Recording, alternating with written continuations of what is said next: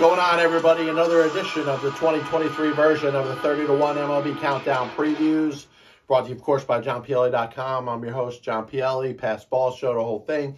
Over the past 12 years, we've done team previews for the Past Ball Show. Some of them have been good, some of them haven't. It comes from the Las Vegas over-unders. I look at each one of the 30 teams' projected win total. I say, hey, it's going to be more, it's going to be less. Come up with my own win total. Then rank them from 1 to 30, 30 being the worst, 1 being the best. And then I count down my previews, starting with the team I think is going to have the worst record. Today, we're talking about the Atlanta Braves, a team that prior to the World Series era won a lot. They won the National League in 1877, 1878, 1883, won the World Series in 1892, won the National League Championship in 1893, 1897, and 1898.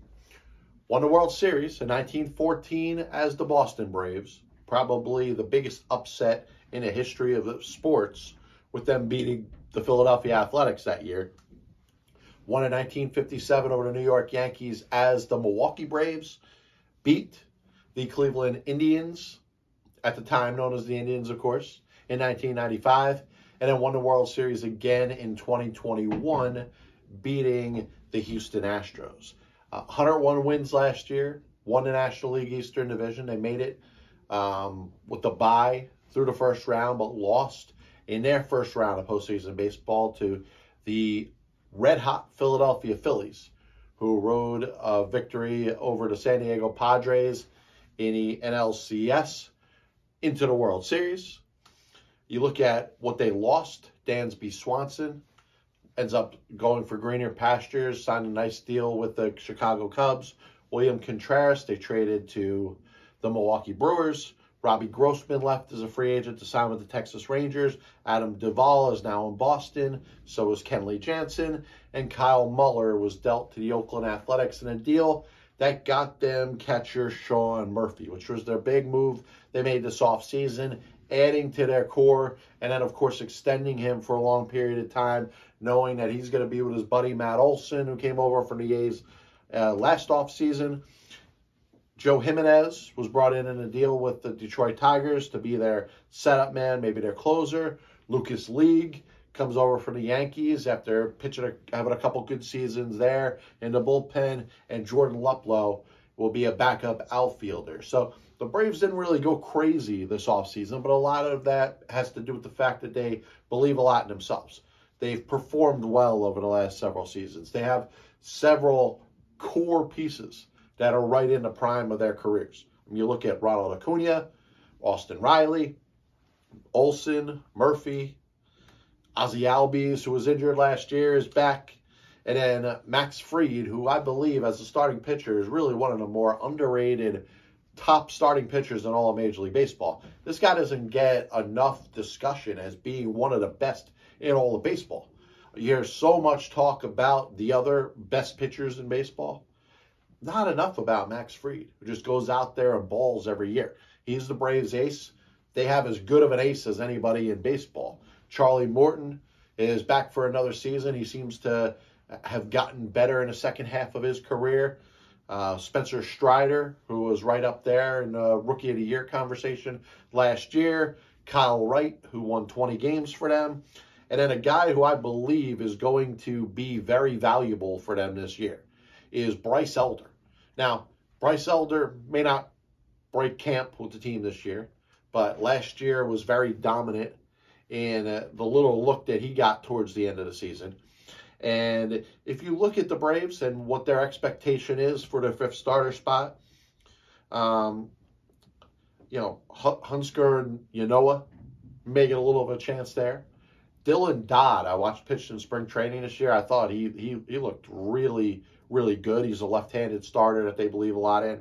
They got another guy, Jared Schuster, who was their first-round draft pick in 2020. I think he's pretty close to being ready. Ian Anderson, a one-time top Braves prospect, has been kind of up and down. I would expect from a veteran standpoint now where he is. I know he's 25 years old, but with the Braves having a lot of young starters, I think they're going to give him a little bit of a look here and there.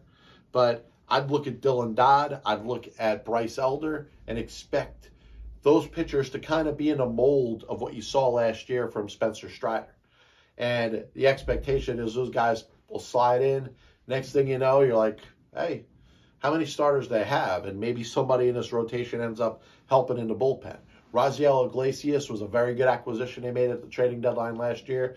Jansen at that point was the closer. I think Iglesias will probably get the most ninth inning opportunities. Jimenez, who obviously has the experience with the Tigers over the last couple of years, could close as well. So can A.J. Minter, Colin McHugh, Jesse Chavez. They're both back this year.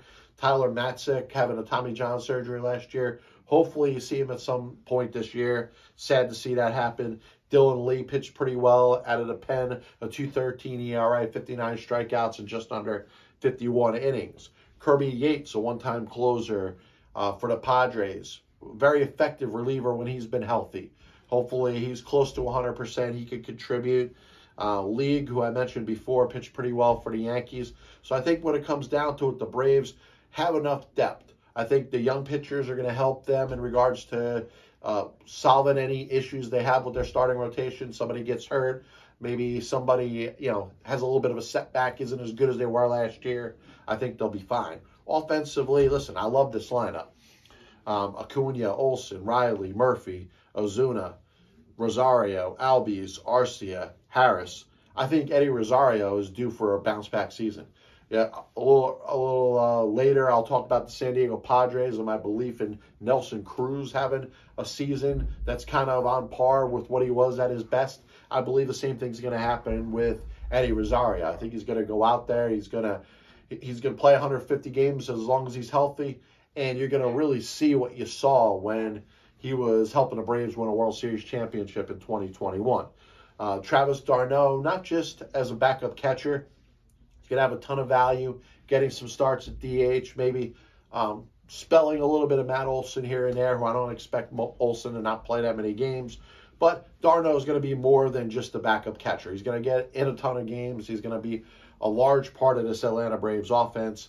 I hear Adrianza, who has been with the Braves for a couple of years here and there, is in on a minor league deal, probably makes the team as a dude off the bench. Same thing with Leplo, who came over as a free agent. Vaughn Grisham, who you saw last year, come up, play a lot of second base with Ozzie Albies being out. He's going to start the year in the minors. I expect him to be a big part of this team as well. Minor league invitees, veteran players like Kevin Pillar and Adeiny Echeverria. I think, if you store those guys in the minors, maybe even one or two of them could make the opening day roster. Obviously, leadership for a team that is very well put together. And it comes from the front office. You give, the entire organization from the ownership down a ton of credit. Alex Anthopoulos has done a fantastic job. Obviously has a World Series championship, just a couple of years ago. And this team just looks like it's well built. The expectations are that they're going to go out there and compete every year. The older players that are there, the younger players, are taking leadership roles at a young age. And, sky's the limit for the Braves. If they're out there winning another World Series this year, I don't think it's going to shock too many people. Their top prospects, I talked about two of them. Schuster, who's number 1.